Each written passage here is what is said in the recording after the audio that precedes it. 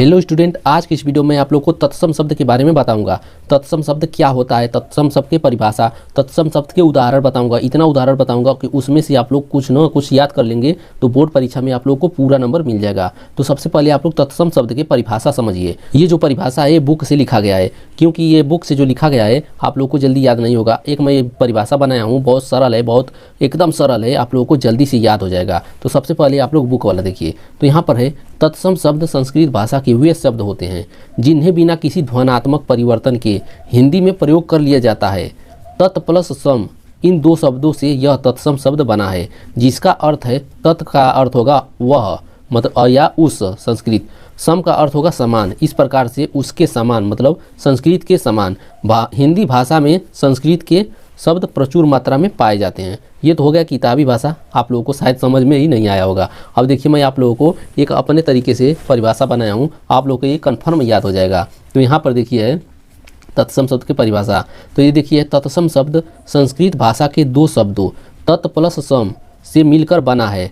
तत् का अर्थ होगा उसके तथा सम का अर्थ है समान, अर्थात ज्यों का त्यों। जिन शब्दों को संस्कृत के बिना किसी परिवर्तन के लिए जाता है उन्हें तत्सम शब्द कहते हैं।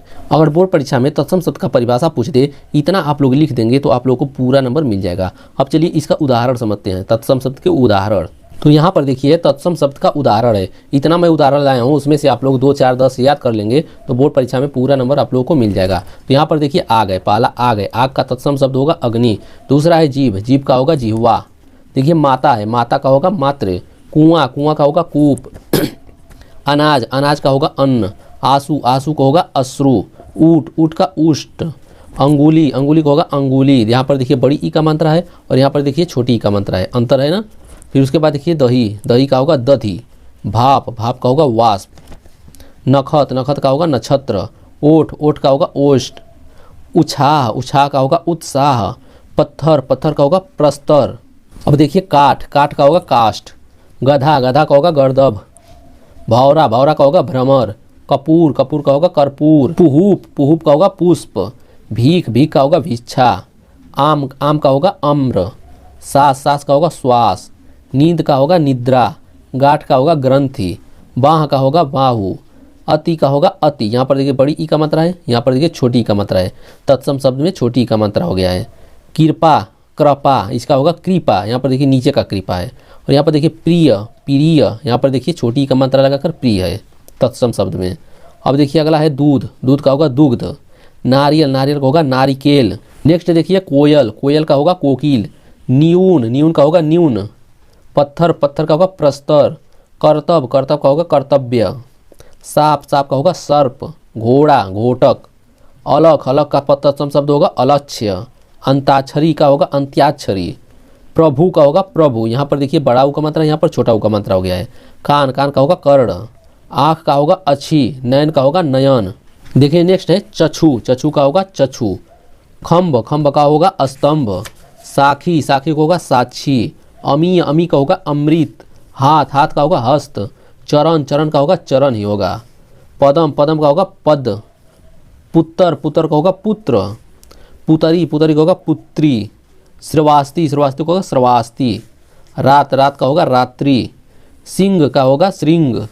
श्रृंगार, श्रृंगार का होगा श्रृंगार।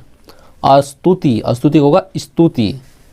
धनुष, धनुष का होगा धनुष, यहाँ पर देखिए छोटा सा है, यहाँ पर देखिए मूर्धन्य वाला सा है। कृपान, कृपान का होगा कृपाण। छन, छन का होगा छड़। छत्री या छत्री, छत्री का होगा क्षत्रिय। घी, घी का होगा घृत। बहु, बहु का होगा वधु। नेक्स्ट देखिए उपरोक्त, उपरोक्त का होगा उपयुक्त। रावण, रावण का होगा रावण। मौत, मौत का होगा मृत्यु। शोभा का होगा शोभा, यहाँ पर देखिए छोटा सा है, यहाँ पर बड़ा सा है। आचार्य या आचार्य, इसका होगा आचार्य। पाहन का होगा पाषाण। पुण्य का होगा पुण्य। लक्षण का होगा लक्षण। निर्मल, निर्मल का होगा निर्मल। निर्जन का होगा निर्जन। जन्म, जन्म का होगा जन्म। दुख का होगा दुख, यहाँ पर देखिए बीच में ये दुख वाला सिंबल बनाया हुआ है। नेक्स्ट देखिए गुरु, गुरु का होगा गुरु।